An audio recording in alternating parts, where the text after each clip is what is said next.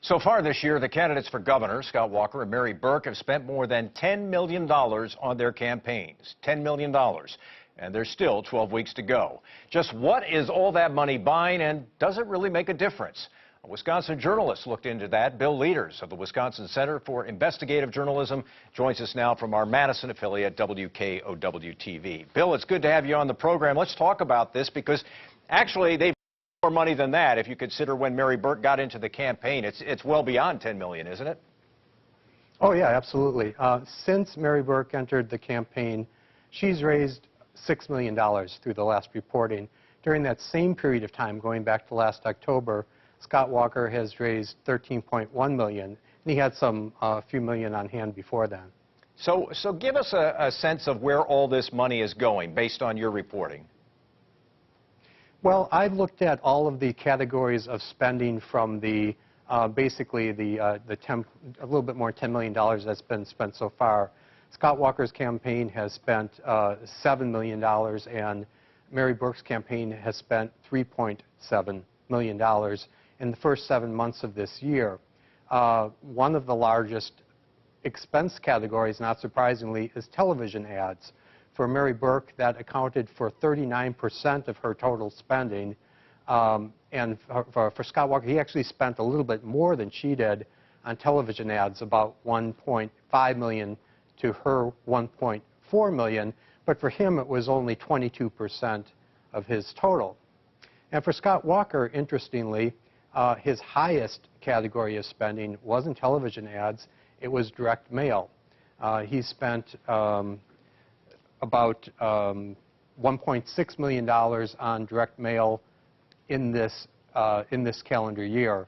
And that's essentially money that's being spent to raise other money, more money. So what's going on here? I mean, because I'm sure there are probably voters out there who receive a lot of these mailings or watch the TV ads, and they say at some point, I mean, isn't there something about the law of diminishing returns? You keep showing this stuff, you keep sending us this, we've already made up our minds. What are the candidates trying to do with these kinds of expenditures?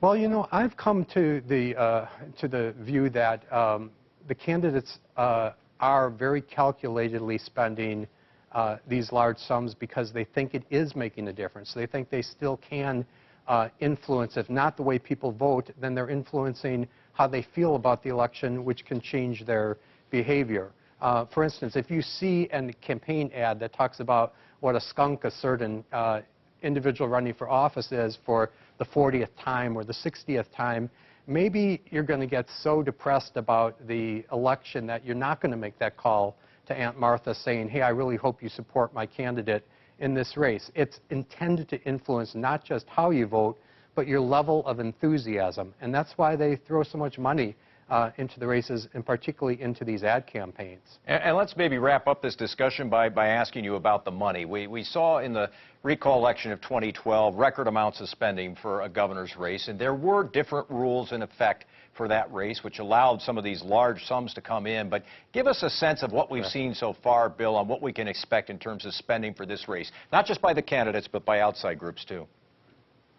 Well, I mean, the money that's been raised even so far suggests that this will be a high-spending race. As you note, the recall race, the rules were a little bit different. There weren't any limits on individual contributions for Scott Walker because he was a candidate facing a recall and the state's limits didn't apply to him.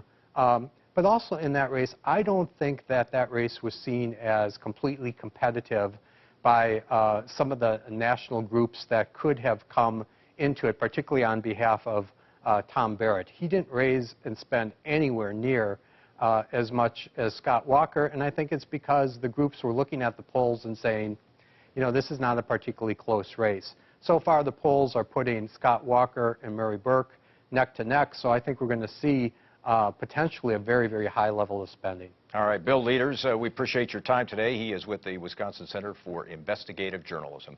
Thanks very much for being with us. Thank you.